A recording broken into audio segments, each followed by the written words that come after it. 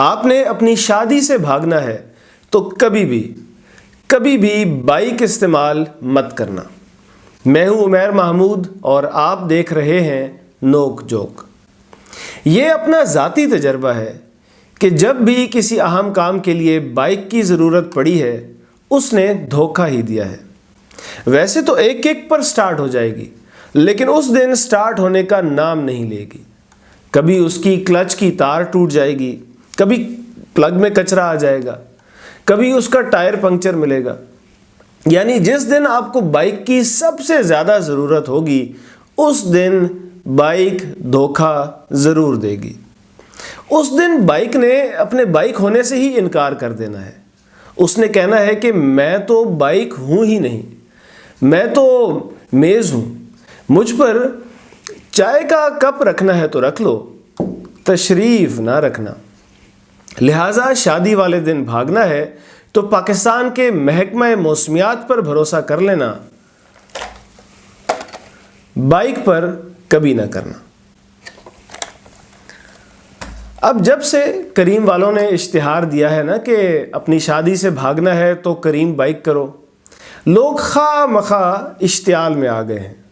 کہتے ہیں کہ جی ہمارے معاشرے کو خراب کرنے کی سازش ہو رہی ہے۔ بھائی اپنی بہنوں بیٹیوں پر بھروسہ رکھو، ورنہ بائک پر بھروسہ رکھو۔ بائک نے ہمارا معاشرہ کبھی خراب نہیں ہونے دینا۔ جس دن کسی دلہن نے بائک پر بھاگنے کا پروگرام بنایا اس دن بائک نے رپھڑ ڈال دینا ہے، اس نے خراب ہو کے بیٹھ جانا ہے۔ کریم والوں کے اشتہار سے اور کچھ ہوا ہے یا نہیں، لوگ انسیکیور سے ہوئے پھر رہے ہیں۔ جہاں کسی ہونے والی دلہن کے ہاتھ میں موبائل دیکھتے ہیں انہیں لگتا ہے کہ بھاگنے کے لیے کریم بائک منگوا رہی ہے۔ لوگوں نے بہت ساری پگڑیاں بنوا لی ہیں۔ کسی ہونے والی دلہن کے ہاتھ میں موبائل دیکھا تو اسی وقت پگڑی اس کے ہاتھ میں رکھ دی اور کہتے ہیں کہ دیکھو اب ہماری عزت تمہارے ہاتھ میں ہے۔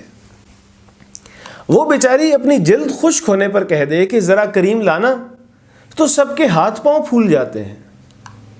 لوگ کہہ رہے ہیں کہ جی یہ کریم سروس ہمارے ملک میں بے حیائی کو فروغ دے رہی ہے۔ اس بات کی مجھے سمجھ نہیں آتی۔ لڑکیاں تو ٹرین پر بھی بھاگتی ہیں، بس پر بھی بھاگتی ہیں، اس وقت تو کوئی الزام نہیں لگاتا کہ ٹرین اور بس ملک میں بے حیائی پھیلا رہے ہیں۔ ویسے بھی کریم سروس استعمال کرتے ہوئے شادی سے بھاگنے میں آپ کا معاشی نقصان بھی ہے۔ آپ یقین کیجئے جس وقت آپ نے بھاگنے کا موڈ بنانا ہے کریم والوں نے ریٹ بڑھا دینے ہیں، وہ اسے کیا کہتے ہیں، سرج لگا دینی ہے۔ جس کے ساتھ آپ بھاگ کر جائیں گی پھر وہ بیچارہ ساری زندگی کریم والوں کا قرضہ ہی اتارتا رہ جائے گا۔ بلکہ بائک کے علاوہ بھی بھاگنے کی جو دوسری آپشنز ہیں وہ بھی ناقابل بھروسہ ہیں۔ مثلا رکشہ۔ آپ شادی ہال سے باہر نکلیں، جو پہلا رکشہ نظر آئے اسے ہاتھ دے کر روکیں اور کہیں کہ بھیا جلدی سے ریلوے اسٹیشن پہنچا دو۔ وہ کہے گا 7,000 روپے لوں گا۔ آپ کہیں گی میں تو روز 50 روپے دے کر جاتی ہوں۔ آخر بحث ہوگی اور 65 روپے میں بات طے ہوگی۔ رکشہ چلے گا، آگے سے آپ کے ابا جان اور دوسرے رشتہ دار کھڑے ہوں گے، وہ اسے رکنے کا اشارہ کریں گے۔ رکشے والے نے اس نازک صورتحال میں بھی انہیں سواری سمجھتے ہوئے رکشہ روک دینا ہے۔ پھر وہاں الگ بحث شروع ہو جائے گی۔ آپ کے گھر والے کہیں گے تو نے ہماری ناک کٹوائی، ہم تیرے ناخن کٹوا دیں گے۔ اور رکشے والا کہے گا یہ قصاب پن بعد میں کرنا، پہلے میرے 65 روپے دلواؤ۔ بھائی سب سے پہلی بات تو یہ کہ بھاگنے کی ضرورت ہی کیا ہے؟ جس کے ساتھ آپ کی شادی ہونے جا رہی ہے اگر آپ کو لڑکا پسند نہیں تو آپ آرام سے اپنے گھر والوں کو بتا سکتی ہیں۔ اب ظاہر ہے ہمارے معاشرے میں، ہمارے مردوں میں اتنی برداشت تو ہے کہ ہماری بہن یا بیٹی ہم سے کہے کہ آپ جہاں میری شادی کرنا چاہ رہے ہیں وہ لڑکا مجھے پسند نہیں، تو ہم اس کی لاتیں نہیں توڑ دیتے بلکہ بات سمجھتے ہیں۔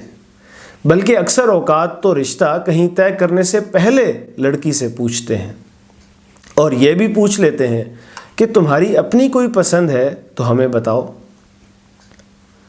تو ہمارے معاشرے میں تو یہ فکر ہونی ہی نہیں چاہیے کہ کسی بل بورڈ پر کسی اشتہار کی وجہ سے ہماری بہن یا بیٹی اپنی شادی کے دن بھاگ جائے گی۔ اگر آپ کے معاشرے کی بنیادیں مضبوط ہیں تو ایسے اشتہاروں سے کوئی فرق نہیں پڑتا، اور اگر ایک اشتہار آپ کے معاشرے کو ہلا دیتا ہے تو اشتہار کو کچھ نہ کہیں، جا کر اس معاشرے کی بنیادیں پکی کرائیں۔ شکریہ۔